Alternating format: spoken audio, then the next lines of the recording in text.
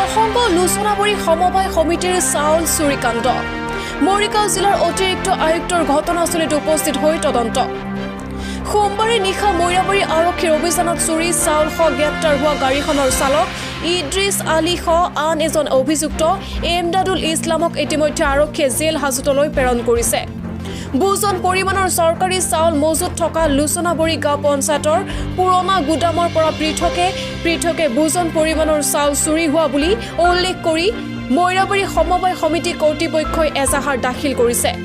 ইফালে চুৰিকাণ্ডত জড়িত থকা বুলি আন দুজন অভিযুক্ত সাইফুল ইছলাম নজৰুল ইছলামৰ নাম এজাহাৰত উল্লেখ কৰাত অঞ্চলটোত এক প্ৰতিক্ৰিয়া বিৰাজ কৰিছে। লোচনাবৰী গাঁৱৰ গাঁওৰক্ষী স্থানীয় লোক তথা মৈৰাবাৰী সমবায়ৰ কৰ্মকৰ্তাসকলৰ উপস্থিতিত আজি অতিৰিক্ত উপায়ুক্তই উক্ত গুদামত মজুত চাউল তথা ঘটনা সন্দৰ্ভত তদন্ত কৰে। স্থানীয় লোক তথা গাঁওৰক্ষী বাহিনীয়ে অতিৰিক্ত আয়ুক্তৰ সন্মুখত অভিযুক্ত কেইজনক ষড়যন্ত্ৰমূলক ফচুৱা হৈছে বুলি ভাষ্য প্ৰদান কৰে। লগতে উন্মুক্ত অৱস্থাত গুদামত মজুত থকা বাকী চাউলখিনি আঁতৰাই নিবলৈ অনুৰোধ জনায়। News desk report Batadrowa live.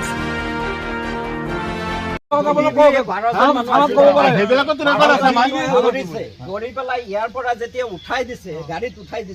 উঠাই দিয়াৰ পিছত এমদাদুল সাইফুল আৰু নজৰুল কেনেকৈ আহিল?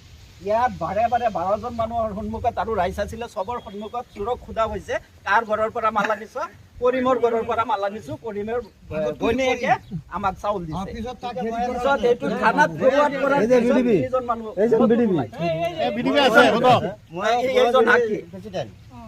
আমি 12টা মানুহ ডিউটি কৰি আছো। এতিয়া 12:30 মান বাজে, তেতিয়া অটো এটা গৈ আছে। তেতিয়া তাক ছিংগল দিলোঁ, লগলে ৰখাই দিলে।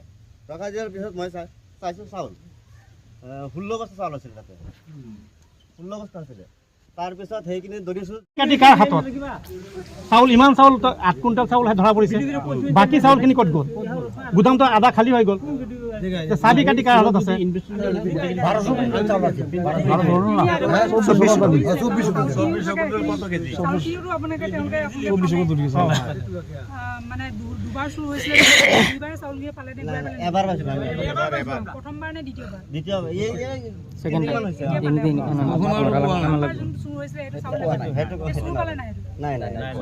সেইটো ক'ব নোৱাৰো।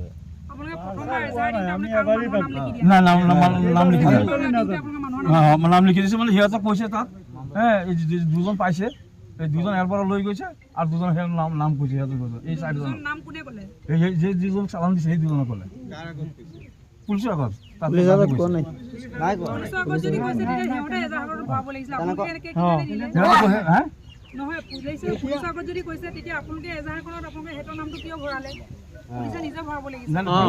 আপোনালোকে আগতীয়াকে কেনেকে জানিলে?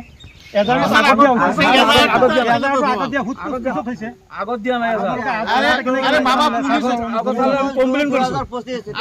পুলিচে সুধিছে আপোনালোকে এজাহাৰৰ নামটো কেনেকৈ গ'ল? পুলিচৰ ষ্টেটমেণ্ট এতিয়া আহিছে, দিয়াৰ পিছতে ষ্টেটমেণ্ট লৈছে নেকি? নুবুজাব, এইবিলাক নুবুজাব, ভাটি যদি নুবুজাব পালো। এজাহাৰ দিয়াৰ পিছত ষ্টেটমেণ্ট অহাৰ পিছত এজাহাৰটো দিয়াৰ পিছতে আহিব। এজাহাৰ কেতিয়া দিছে? 19/2/2025 একদম হেৰিত আছে, নিউজত আছে।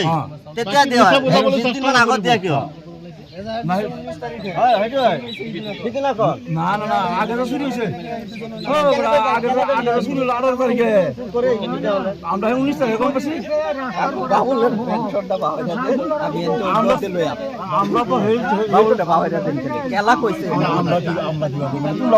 চেষ্টা কৰো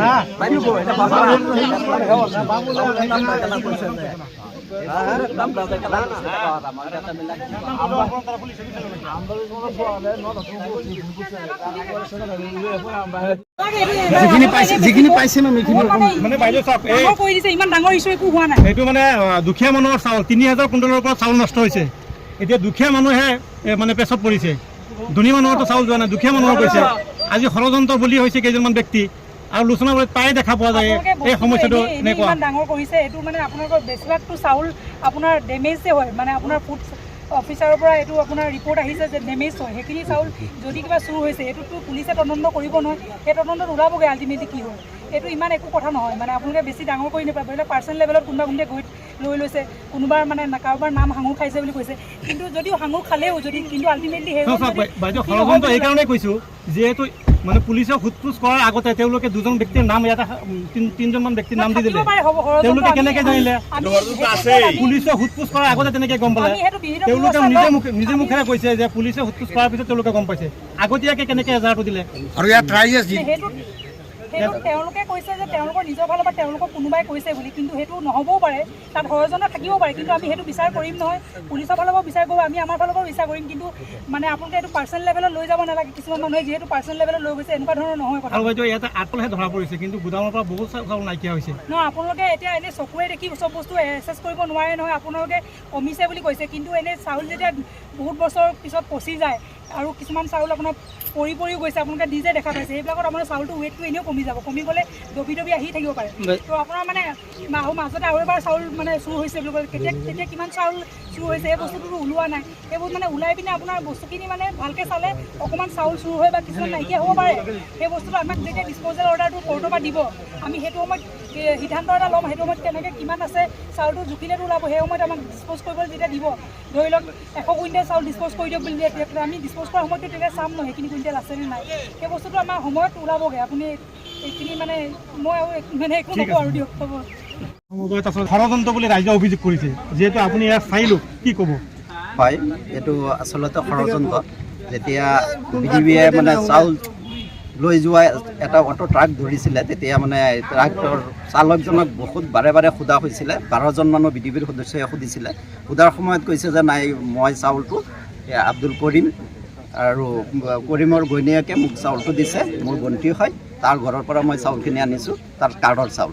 আৰু বিডিবিয়ে তেতিয়া মানে মানা নাছিলে, নামানাৰ পিছত মানে পুলিচক ফোন কৰিলে, পুলিচ আহিলে, পুলিচক চমজাই দিয়াৰ পিছতো মানে একেই ষ্টেটমেণ্ট দি থৈ গৈছে যে মানে মই চাউলটো তাৰ পৰা আনিছোঁ। পিছত মানে মৈৰাবাৰী থানালৈ যোৱাৰ পিছত আকৌ আহি পেলাই এজন মানে নিৰখ ল'ৰা এমদাদুল ইছলাম তাক মানে উঠাই লৈ গৈছে পুলিচে, কিন্তু সেইজন মানে ষড়যন্ত্ৰৰ বলি হৈছে বুলি আমি অনুমান কৰিছোঁ। আৰু দুগৰাকী ব্যক্তিৰ নাম তেওঁলোকে মানে কৈছে যে পুলিচৰ সোধপোছ কৰাৰ পিছত তেওঁলোকে গম পাইছে, কিন্তু এজাহাৰটো আগতীয়াকৈ দিছে, কেনেকৈ তেওঁলোকে গম পালে?